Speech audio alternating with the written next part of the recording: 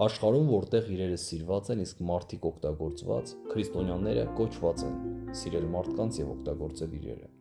Հիսուսը մեզ ցույց տվեց, թե ինչպես դա անել։ Նա օգտագործեց մի բուռ հող կույր մարդու աչքերը բացելու համար։ Նա օգտագործեց ավազ պաշտպանելու մի կնոջ, որ մեղադրվում էր շնության մեջ։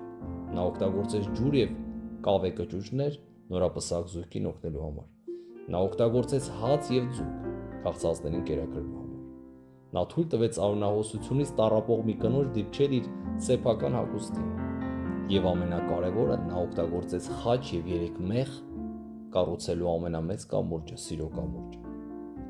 Հիսուսն օգտագործեց իրերը մարդկանց ցույց տալու իր սերը։ Աստված ծրագիր ունի բազմապատկելու սերն այն մարդկանց միջոցով, ովքեր այն ստացել են իրենից։ Նա հրավիրում է նրանց դառնալ իր գործընկերները։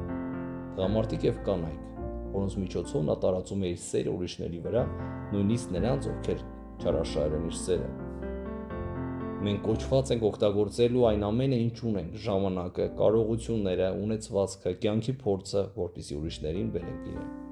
Հիշեք, որ իսկական երջանկությունը ուրիշներին բարիք անելու ձգտումն է։ Որքան անձնուրաց է քրիստոնյան, այնքան ավելի երջանիկ է նա,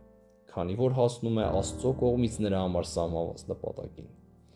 Երբ մենք 10-րդ եւ ընծա ենք բերում, եկեք ինքներս մեզ հարցնենք, թե ինչքան կարող ենք ավելի արդյունավետ օգտագործել մեր բոլոր ռեսուրսները Աստծո սերը այս աշխարհում բացահայտելու համար։ Սա այն ճանապարհն է, որով Քրիստոսն է քայլել։ Եկեք Աստծուն դնենք մեր կյանքի առաջին տեղում։